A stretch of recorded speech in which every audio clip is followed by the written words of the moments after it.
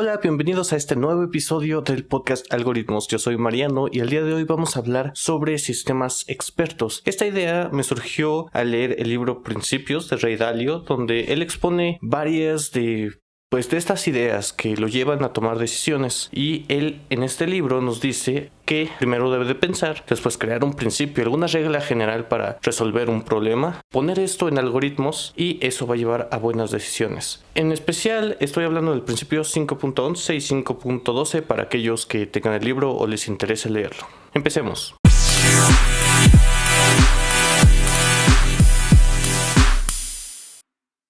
Alguien inteligente o una cosa inteligente es aquella que sabe decidir entre varias opciones. De ahí viene su origen de la palabra inteligencia. Es del latín intelligere, compuesta de intus, entre, y legere, escoger. Es decir, estos sistemas expertos, si nos van a ayudar a tomar decisiones, van a amplificar nuestra inteligencia, por así decirlo, ya que a pesar de que el conocimiento es nuestro, a pesar de que nosotros le vamos a enseñar al sistema experto cómo hacer las cosas, el sistema va a poder reconocer muchas más situaciones al mismo tiempo que nosotros, al menos hasta donde su memoria y procesamiento alcancen, y esto es bastante útil. Es una técnica que no es para nada nueva. De hecho, me parece que se usaba desde los 60, 70, tal vez antes. De hecho, ahora ya ni siquiera hay personas que la utilizan mucho, porque a veces algunas soluciones son tan grandes que estos sistemas han quedado obsoletos para ciertos problemas muy grandes. Sin embargo, todavía tienen un valor para problemas muy específicos, para cosas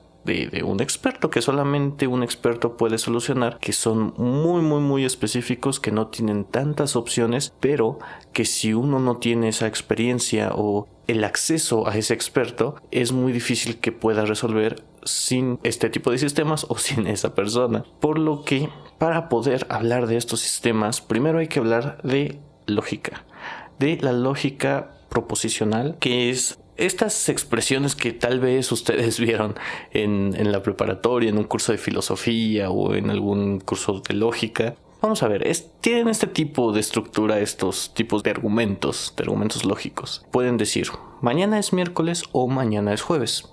Mañana no es jueves, por lo tanto, mañana es miércoles. Y este es un tipo de argumento donde los primeros dos se llaman premisas, los primeros dos proposiciones se llaman premisas. Mañana es miércoles o mañana es jueves y mañana no es jueves. Estas dos son información que tenemos sobre la realidad o sobre el sistema que estamos estudiando, y la tercera o la última proposición es la conclusión. Por lo tanto, mañana es miércoles. Tenemos cierta información y de ahí podemos inferir más información que en un principio no tenemos. De esto se trata algunos de los sistemas expertos, de inferir información basada en la información que ya tenemos. Entonces, la idea es que todo el conocimiento del experto se pueda escribir de esta forma. Vamos a ver, algunos acertijos tienen estas estructuras. Por ejemplo, consideren que 3 amigos están corriendo una carrera. Alicia, Brandon y Carlos, y van a tener cierto orden, van a llegar de cierta forma, primero, segundo y tercero. Vamos a descubrir cuál es ese orden. La información que tenemos es que Brandon y Carlos no están uno después del otro, es decir, no llegaron consecutivamente, y que Alicia le ganó a Brandon, quien ganó la carrera. Y solamente con esta información, con estas relaciones de posición de quién va antes y quién va después, podemos inferir que Carlos ganó la carrera. ¿Por qué? Porque si Brandon y Carlos no están al mismo tiempo, uno quedó en primero, otro quedó en tercero. No sabemos quién. Después sabemos que Alicia le gana a Brandon, pero el único lugar disponible para Alicia es el segundo. Y si le ganó a Brandon, Brandon está en tercero. Entonces Carlos debe ser el que ganó la carrera. ¿Ven? De estas premisas podemos sacar conclusiones, podemos obtener más información de forma lógica de aquello que se está diciendo.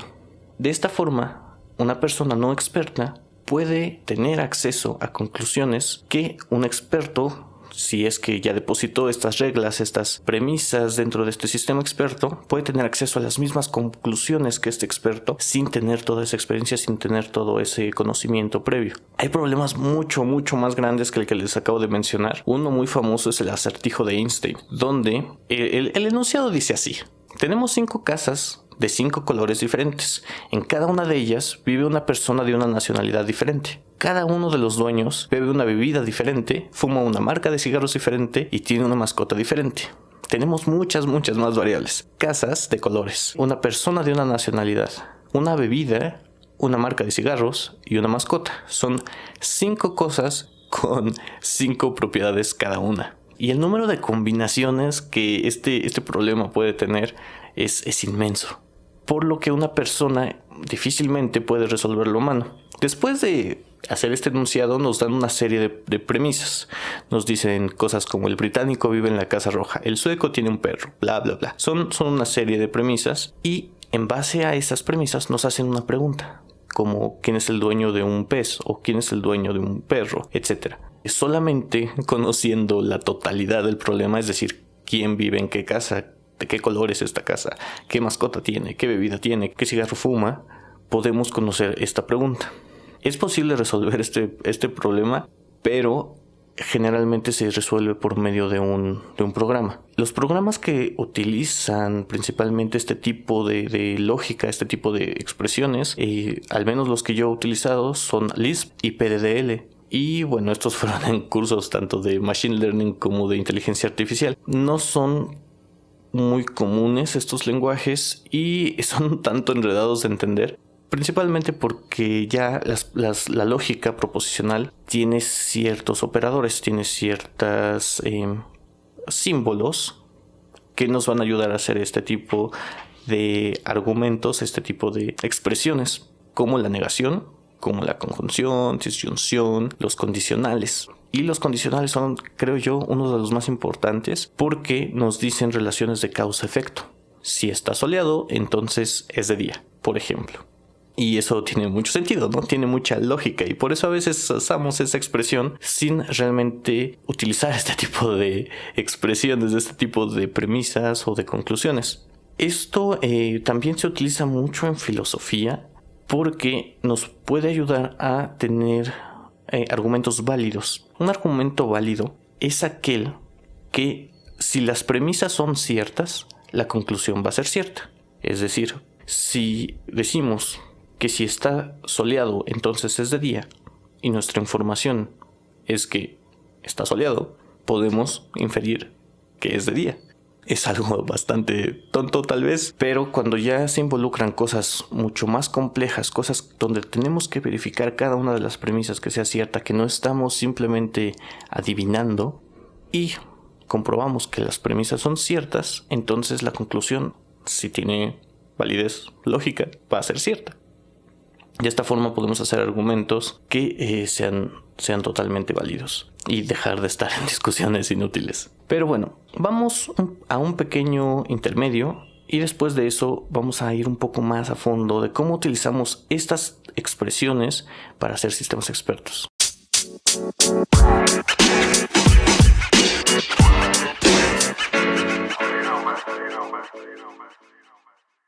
Bueno, como les comenté al principio de este episodio, este capítulo está inspirado en el libro de Principios, que si bien no habla de los sistemas expertos para nada, él utiliza en su empresa un sistema experto para tomar decisiones de manera colectiva. Es decir, estas reglas no solamente las hace una sola persona, sino todos los empleados de la compañía o todos los directores, etc. Aparte, deja toda esta información disponible para todo aquel que trabaje ahí.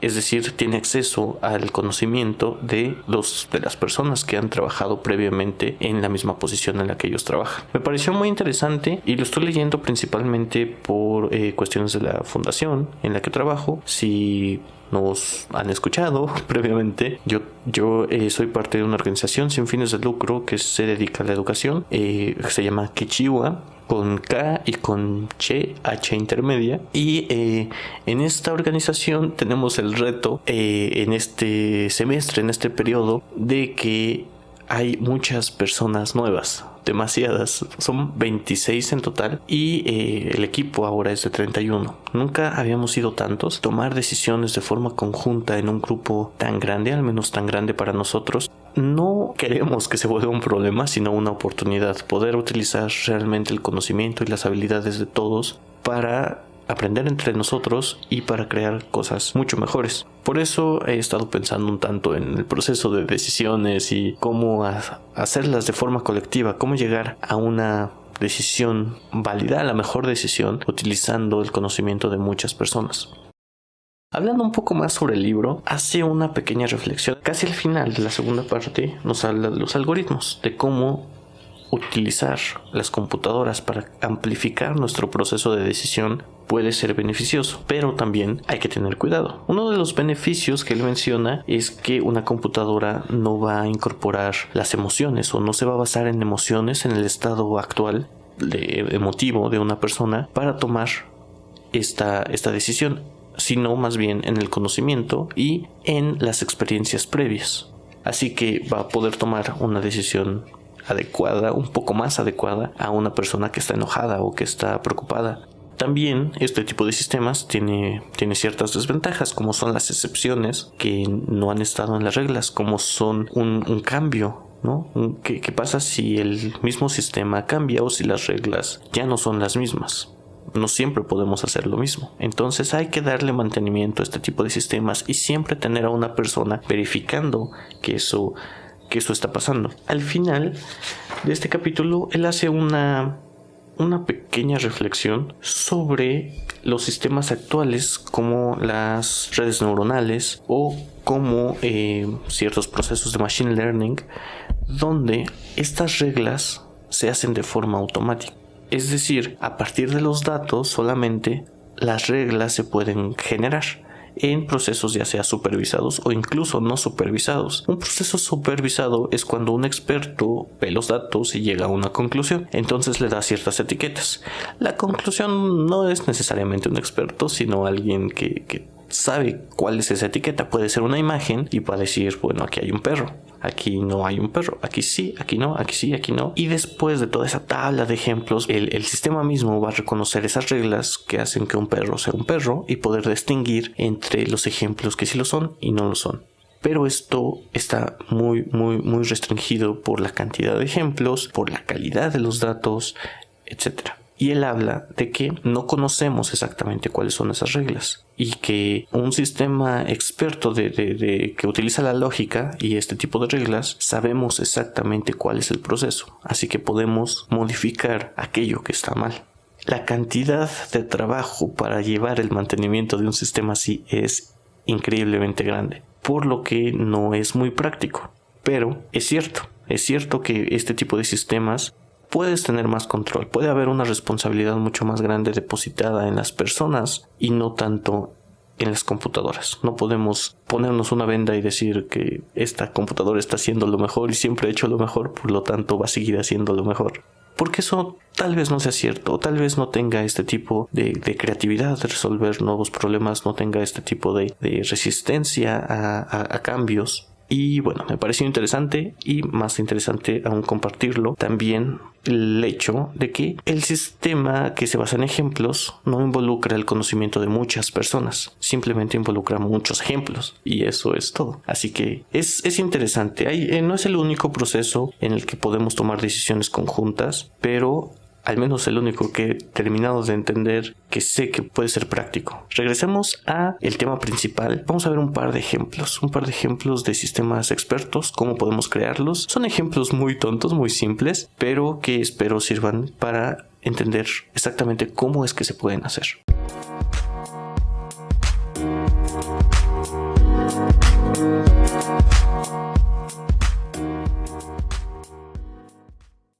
Regresamos para hablar un poco más sobre los sistemas expertos. Los sistemas expertos sirven, entre otras cosas, para monitoreo, para diseño, planificación, control, simulación, instrucción y recuperación de información. En este caso vamos a ver dos pequeños ejemplos. Uno que va a poder muy simplificadamente, muy sobresimplificadamente recetar medicinas a un paciente que está con un doctor. Simplemente dándole información a la computadora puede saber cuál va a ser la medicina que debe de tomar. De hecho, hay un ejemplo muy famoso de esto que se llama Missing. no sé si se pronuncia así, pero es Mycin, que de los años 60, 70, escrito en Lisp, que reunió el conocimiento de muchos doctores de muchos libros para poder llegar a este tipo de diagnósticos y poder prescribir medicaciones. Este programa, aunque fue muy complejo, incluso tenía mejores resultados que algunos médicos, no se llevó a la práctica, no se utilizó por los problemas legales que implicaba, por principalmente la cuestión de responsabilidad. Si esta cosa fallaba, ¿quién se iba a hacer responsable? Veamos un ejemplo sobresimplificado de cómo puede funcionar este tipo de sistemas aplicados a la medicina, en el diagnóstico de la medicina principalmente. Tenemos 5 reglas. Y yo sé que va a ser un poco difícil llevarlas todas en la mente. Así que no se preocupen, escúchelas. Mejor hay que entender el proceso más que recordar todas las reglas. Regla número 1. Si en un estudio la mancha es gram positiva, el organismo es Streptococcus. Regla número 2. Si en este estudio la mancha es gram negativa, el organismo es Entero coli. Yo no tengo idea mucho de medicina, así que sé que estos son bacterias, pero nada más. Así que no se preocupen por eso. Es irrelevante, el propósito es la lógica. Regla número 3. Si el organismo es Streptococcus, la penicilina está indicada. Regla número 4. Si la penicilina está indicada y se desconoce si hay una alergia, preguntar sobre la alergia a la penicilina. Regla número 5. Si la penicilina está indicada y el paciente no es alérgico, prescribir penicilina. Así que tiene mucho sentido, ¿no? Primero comprobamos si existe o no esta bacteria, y una vez que sabemos que existe, que sabemos que no hay ninguna alergia, podemos prescribirla. Así que los hechos de un paciente en particular son estos. La mancha es gram positiva y tiene alergias a la tetracilina. Siguiendo un proceso de inferencia, sabemos por la regla 1 que entonces si la mancha es gram positiva, el organismo es Streptococcus. Luego nos saltamos a la regla 3. Si el organismo es Streptococcus, la penicilina está indicada. Y a la regla 5 después. Si la penicilina está indicada y el paciente no es alérgico, sabemos que el paciente no es alérgico porque es alérgico a la tetracilina y no a la penicilina. Entonces prescribimos penicilina. Con esta base de hechos, solamente 2 hechos, que la mancha es gram positiva y que la alergia es tetracilina, podemos prescribir la penicilina. Más bien, el sistema experto puede prescribir la penicilina sin necesidad de pasar por todos estos pasos y todo este proceso.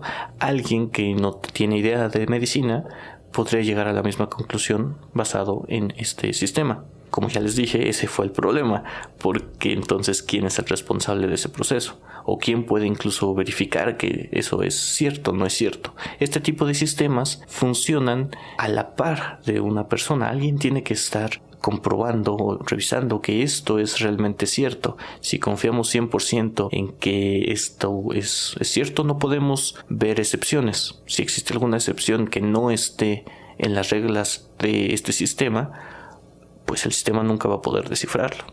Este tipo de sistemas expertos son determinísticos. Todas las reglas siempre van a llegar a la misma conclusión si se tienen el mismo estado inicial. No puede llegar a otra cosa. Si siempre le ponemos las mismas entradas, siempre va a dar las mismas salidas, siempre va a dar las mismas conclusiones, basado en la misma información. Y a veces esto no nos da algo completo. ¿Qué pasa cuando le damos entradas que no sabe qué hacer con ellas? Cuando hay información nueva, cuando existe una excepción, el sistema no va a poder reconocerlas porque no se adapta, porque no hay cosas intermedias entre una cosa y la otra. Así que esta idea por eso se fue abandonando, porque es muy difícil darle mantenimiento a esto, es muy difícil hacerlo crecer, porque vas a tener que considerar todas las opciones, lo cual, pues, escribir todas estas reglas a mano se complica demasiado. Vamos a ver otro ejemplo un tanto tonto, pero en el que espero todos los escuchas sean expertos. Y va a ser en bañarnos. No necesariamente bañarnos en completo, sino en la temperatura del agua. Específicamente en la temperatura del agua. ¿Cómo nos gusta que el agua esté cuando nos bañamos? Y esto solamente va a ser, pues, para cada quien. Vamos a tener una temperatura exacta cada quien y tal vez esta temperatura es diferente. Y aunque no sepamos el número exacto en Celsius o Fahrenheit de esta temperatura, sabemos exactamente cuándo ya es esa temperatura. Así que nos vamos a meter a la regadera, vamos a abrir las llaves y vamos a sentir cómo el agua nos está corriendo por nuestro cuerpo. Y a partir de eso, las dos llaves que tenemos enfrente las vamos a ir modificando. Más caliente, más fría. Vamos a saber la presión a la que nos gusta. Y bueno, para poder resolver este problema, primero hay que analizar cuáles son las variables de entrada y cuáles son las variables de salida. ¿Qué es lo que queremos medir y cuál es el resultado que queremos tener? En este caso, las variables de entrada van a ser los ángulos a los que las llaves están puestas. También va a ser la temperatura actual a la que la regadera está. Y de hecho, tal vez podemos omitir esto. Las variables de salida va a ser si nos gusta o no nos gusta, si está muy caliente o muy fría. Y también la presión, si hay demasiada agua corriendo o muy poca. Vale, a partir de esto podemos hacer un modelo pequeño teniendo ciertas reglas. Lo que vamos a hacer es abrir las llaves al azar en una posición que no tenemos idea, y por medio de sensores vamos a medir cómo se mueven las llaves, cuál es la posición inicial de estas llaves y cuál fue nuestra decisión. Después vamos a repetir este experimento muchas veces para diferentes posiciones iniciales de llaves, hasta que lleguemos nosotros siempre a la temperatura adecuada para nosotros. Todo esto va a constituir las reglas de nuestro sistema. Es decir, si primero estaba a un 10% ambas llaves y a nosotros nos gusta más presión pero a la misma temperatura, tal vez vamos a recorrer las dos llaves al mismo tiempo, un poco más abiertas, hasta llegarlas, no sé, a un 30% abierta ambas, o dependiendo de cada regadera. De esta forma vamos a hacer una tabla completa de cuáles son las posiciones iniciales, cuáles son las posiciones finales, y vamos a poder incluso hacer reglas que estén en medio de esas cosas. Esto va a ser posible gracias a otro tipo de lógica que se llama lógica difusa, que no solamente considera el estado actual, sino un rango alrededor del estado actual. Y lo puedes hacer por varias funciones de varios tipos, pero la idea es esa. Si estás cerca de uno de los casos en los que tú registraste un cambio, puedes hacer una acción proporcional a al cambio que hiciste. Me voy a explicar un poco más. La llave está al 10% y lo que tú hiciste fue recorrerla hasta el 30%. Y después en otro experimento la llave estaba al 50% y tú la regresaste al 30%. Y en medio no hiciste ningún experimento. ¿Qué pasa cuando el sistema está en 20% en un inicio? Si usamos lógica normal, el sistema no haría nada porque ese caso no existe.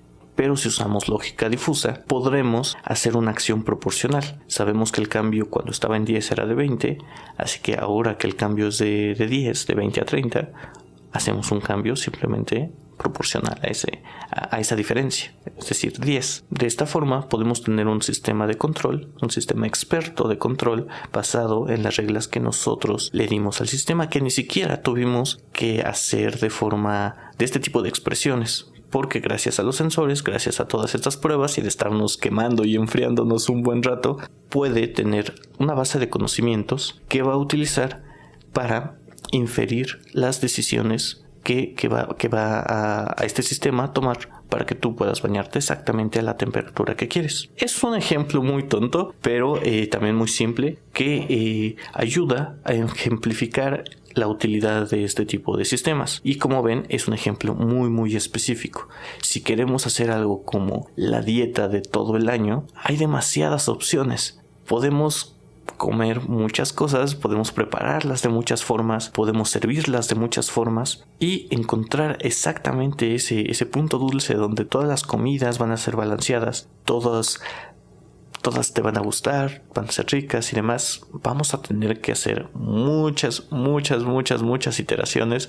Vamos a tener que agregarle a este sistema demasiada información y vaya, tal vez para cuando acabemos nuestros gustos han cambiado. Por eso es una idea que se ha abandonado, sin embargo, para cosas muy específicas, muy específicas todavía tienen un sentido. Aparte de que como como acertijos, como forma de pensar, de aprender. Es bastante interesante, al menos espero que así les haya parecido.